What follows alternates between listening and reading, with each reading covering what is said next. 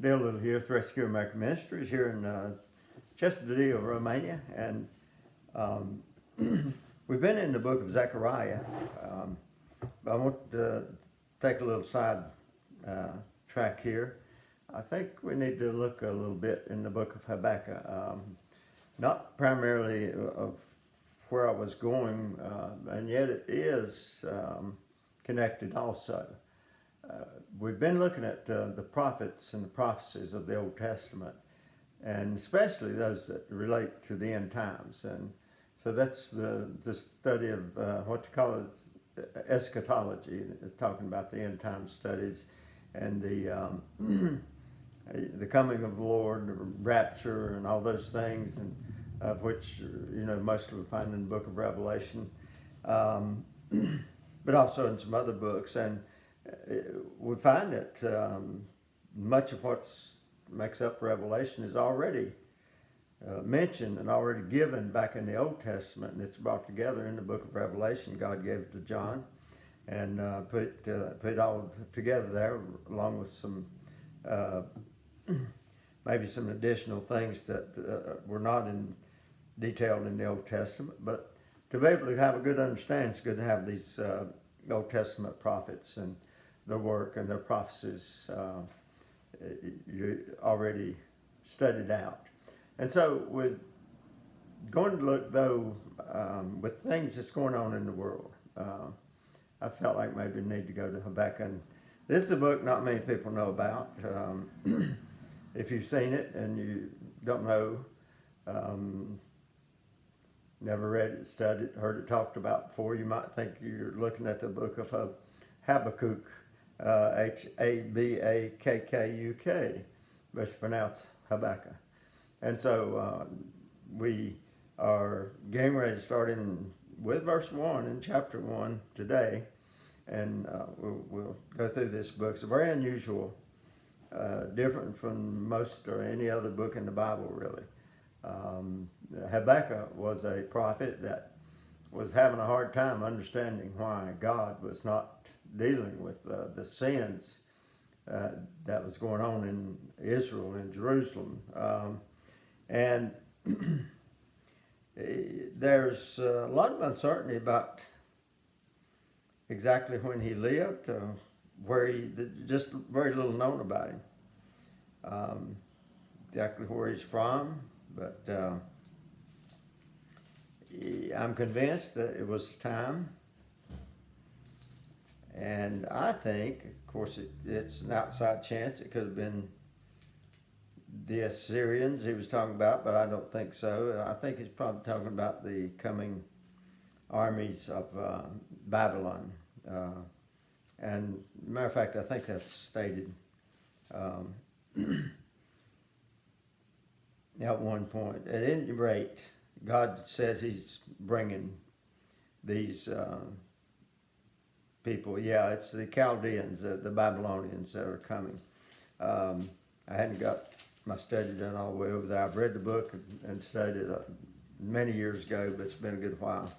But just right now, I stayed up on chapter 1 and starting in 2, and so that's as far as we're going to cover right now. But I think he was prophesying near that time, because I think, now, that doesn't mean it had to be, but I think he was pretty much prepared to go through what was coming, the judgment that was given. And so that's the reason I think maybe he was prophesying near the time that it was to come. Now, like I say, it doesn't say that. That's kind of an assumption on my part, and sometimes, that's the best you can do. But don't take that as gospel, because, as I said before, I try to preach the Word of God. I try to teach the Word of God just like it is. But I said there's certain cases and certain times that you just don't have it all. And if I do not know of certainty and am uncertain, then I don't mind saying so. A lot of people just jump out there and say, well, this is it, even though they may have some doubts in the back of their mind or their heart. And so, at any rate, we'll look at that. Um, it really is uncertain, though, for sure. It wouldn't be the first time, let me put it this way, that a prophet felt like something was ready to happen right then. That, God gave the prophecy, and the prophet that was looking for it, hey, this is coming right away. But it really didn't. It came far into the future. There were prophets that prophesied maybe 100 years before the Babylonians ever came, that they were coming. God is that patient. God is that merciful. And God's been merciful with America. And so, but we better not try to take advantage of his mercy in that sense, that we just continue on and think, well, we're okay. God's not going to do anything. And that's the danger. Okay, here's Habakkuk's problem, though. He's looking, and let's just see what he says here in his own words. And I'm using the ESV version here. It says, oracle that Habakkuk the prophet saw. O Lord, how long shall I cry for help, and you will not hear? You ever been there? I have.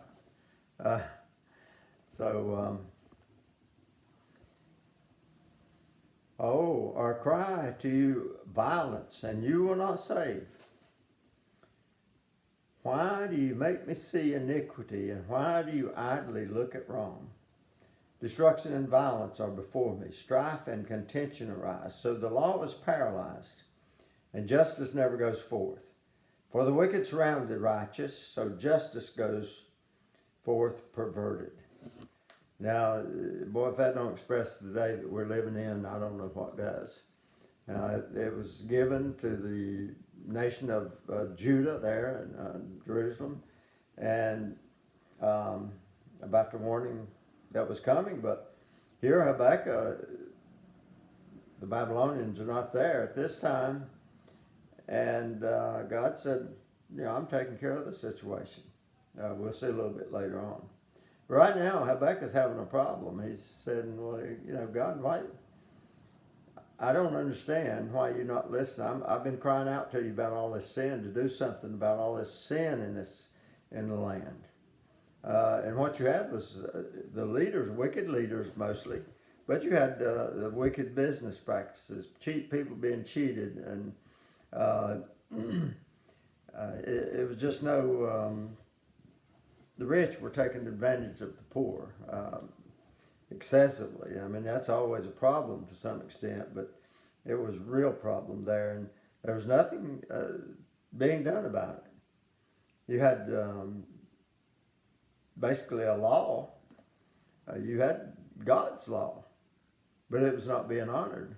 It's like here in America today, you've got we have a constitution that we're supposed to be governed by. We're supposed to go by that constitution. Everybody's supposed to be bound to that constitution, including the President of the United States and Congress, and all the bureaucrats that we've got in Washington are supposed to be subject to the Constitution and come under that. Now, it's been some months back when the COVID began to hit, and I think it's one mayor or governor, I can't remember now, was talking about taking some actions and things, and forcing people to do things, and he was asked, well, have you considered, the Bill of Rights that's in our Constitution? And it's like he was surprised. I don't think he even knew what the Bill of Rights was, and he's supposed to be governed by those. And yet he saw himself as just, a leader appointed by the people of the state or his city, whichever it was, and, he could do what he wanted to. That's the way it was here in Judah at that time, in Jerusalem. The king just kind of, he was supposed to be subject to the law of God and was supposed to institute its practices, just as we're supposed to be bound by our Constitution. But he did not, and the leaders did not. They did not. They'd probably taken money from these rich people and catering to them, so they were probably favoring them. when it came down to the law. The poor was looked down upon. And so we have the Habakkuk, saying, well, God, why are you allowing this? I've been crying out for you to do something, and you've still not done it. Over and over, I've called out to you, and you were not here. We have that issue today. Many people say, well, why does God allow evil? Well, my question is, why do you allow evil? It's real bad.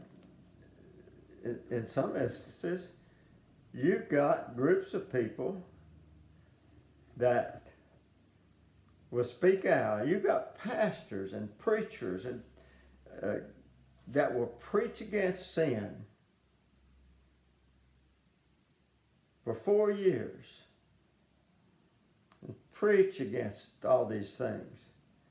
And yet, come election time, they will vote the very people in, or keep them in, but to keep them in that instituted these evil, wicked practices, like abortion, the promotion of homosexuality and the LGBTQ lifestyle. You've got those that push these things, and you've got churches that will preach against the sins of those things, and yet when it comes down to election time, they vote for those very people that are responsible for promoting those things. And it's just, wickedness and evil in our government. There's no consistency. There's no justice. Now, that's a big thing today. What is justice? Justice, according to our system of government, and that's what the Statue of Liberty is supposed to represent there, that you hold the scales in her hand. And those scales are supposed to weigh out with an honest measurement of justice, and a blindfold on. It's supposed to be blind to, are you poor? Are you rich?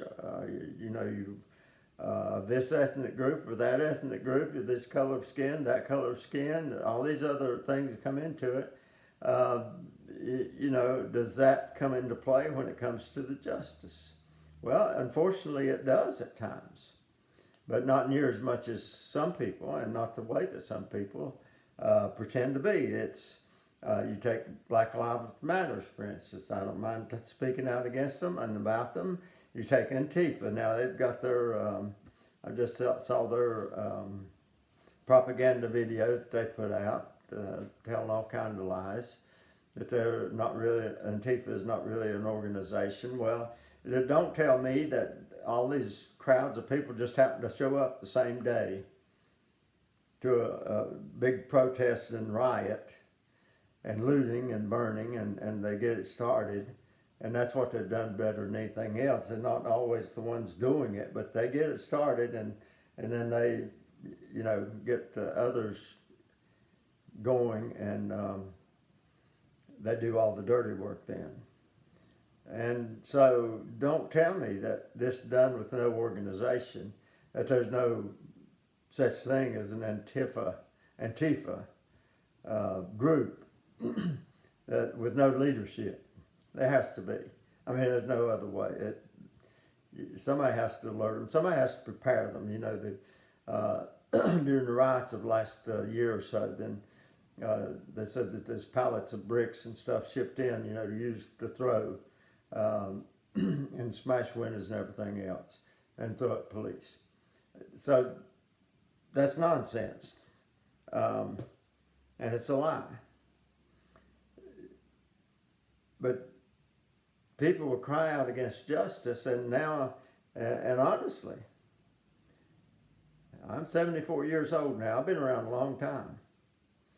I can remember, and it's still not that far back. It's still in recent times. and it's probably still some today, but it was rampant when I was a teenager coming up and early as a young adult, to see people of color convicted on the tiniest of evidence. And sometimes people would lie because, they wanted that person charged with the crime. And that's happened. I mean, we're living in an imperfect world. There's always injustices, but that was a pattern. Yes, it was racism. It's racist, but I have seen that change. You can deny that if you want to, but I have seen it with my own eyes. I've watched the news. I've always been big on watching and keeping up with current events and history and what's going on in the world, and I've seen it. And now what I see is it's turning upside down the other way. The pendulum, I guess you'd say, and that's what usually happens. You pendulum swing one way and people get upset and cause an uprising. Well, they don't stop the pendulum at the bottom and just say, hey, here we are. This is where we need to be. No, it usually goes and swings the other way then. And that's where we're going. I mean, you have this woman that was shot at the Capitol, Ashley Babbitt. She was shot by a black man, and she was unarmed. And he gave an interview and said he didn't care if she was armed or not. Now, if that had been a black person on the street or somewhere the police had shot, that would be an uproar about an unarmed black man and being shot by police. And that name would go out everywhere, and he'd go on trial for murder, and many of them have now. It's almost automatic anymore. You're going to be charged with some kind of a crime if a person of color dies at the hands of police, no matter whose fault it is. And so we're seeing it going the other way. Now, there is still injustice. It depends on where you're at. It depends on the judges. It depends on many different things. And I think it happens in both cases now. There are probably still some people some minorities in prison today that was in prison many years ago on false pretense. I don't know. I'm just, assuming that there probably are. Don't know that for a fact. If we did, we hope they'd get out.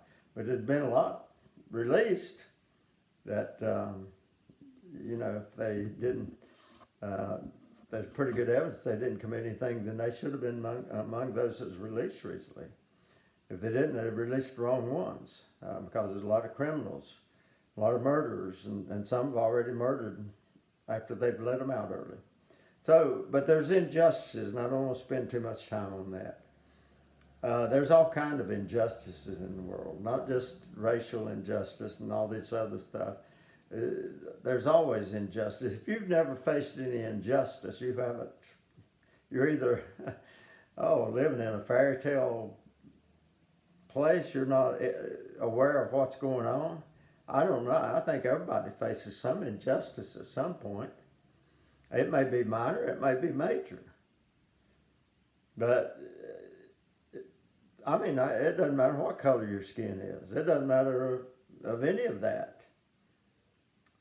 You talk about white privilege all you want to. We face injustices also.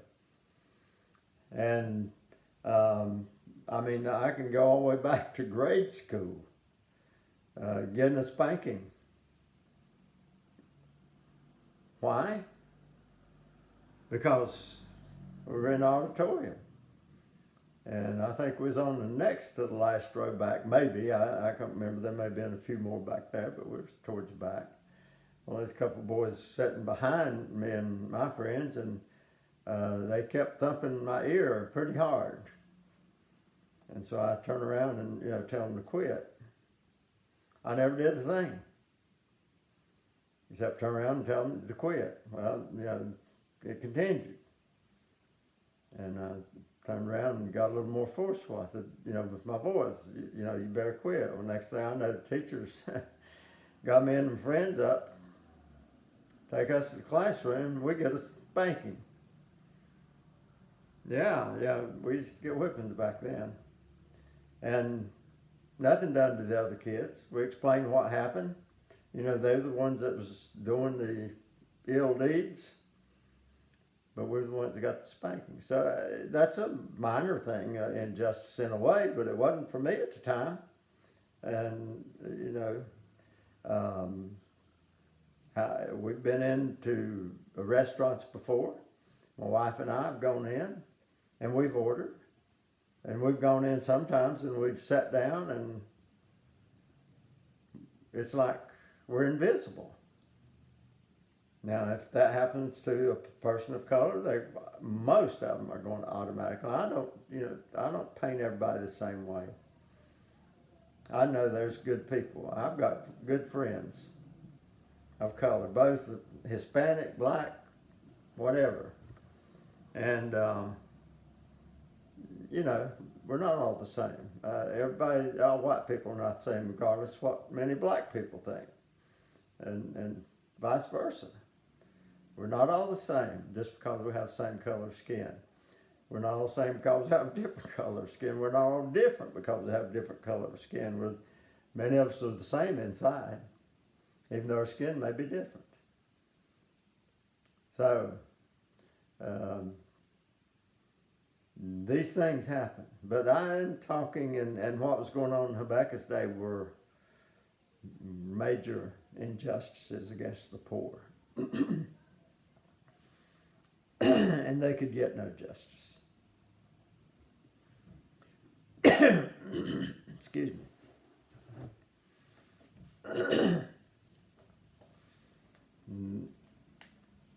Crime could be committed. I mean, we're living in a time right now where, you know, we've gone through, and well, I say we've gone through, I'm not sure we're through with it yet. Defund the police. And so crime is rampant. Orders have been given in many towns and localities, you know, don't press charges on this or that, you know, unless it's major. $1,000 worth of stuff you want to go in the store and steal, that's fine. Just don't take over $1,000 worth at a time. And what other crimes are getting pushed off? The assaults, how many of those are getting just not prosecuted? I mean, if you don't have police, I mean, what do we want? Vigilantes to come back? I don't think, you know, we really want that. I think the police is a lot better option. But there are injustices. Is every policeman perfect? No. Why not? Because they came out of the same society that you're a part of. You know, imperfect.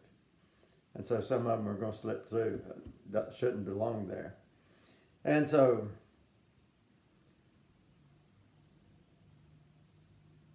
I cry out to violence, verse 2. And you will not save. Why do you make me see iniquity, and why do you idly look at wrong? In other words, it's like God was pointing out to Habakkuk. Look at all this. Pay attention. I mean, can you not see? Look what's going on. The evil that's in your country. America, I think it's time to look around. Some of you, I mean, most of us know what's going on. I say most of us, I don't know if that's accurate or not. But there's a lot that still are just like they're blind to the evil that's being done, the abortion and the anti-God attitudes, and it's strong. I mean, I've seen the socialism, the rise of that, Marxism. It cannot exist with Christianity because they will seek to silence every dissenting voice. You have to get rid to make communism work. And I say an effort to make communism to work. It still doesn't work then. Matter of fact, it just proves how little it works. But they say, well, they have to cleanse of everybody that's not of like mind. What does that mean? Well, we've seen it. We've seen it in Russia with the communists there. Stalin and Lenin. Millions died. Either through starvation, through executions, or through being sent to the labor camps where they died of hard labor. And Russia were not by themselves. China, that's been so close so many times. Who knows how many millions and millions of people have died there. I know that in the 20th century, more Christians have died for their faith than any time in history. Now, in the 21st century, will exceed that. Even if it's cut short by the coming of Christ, I think it will be. That's certainly the way it started out. Look around us. Look what just happened. And is happening. That we're allowing to come across our borders. Look what we just did in Afghanistan. Horrible. You can blame who you want to. But it's America. It's our American leaders, the American that we put in the White House, or some put in the White House. And that's the ones who were doing in control. You had kings here in Judah. And when they promoted wrongdoing and sin, God judged the nation. Because they couldn't have gotten away with all that unless there was a big part of the population that was okay with it. And same today. The government cannot get away with all it's got away with and is getting away with.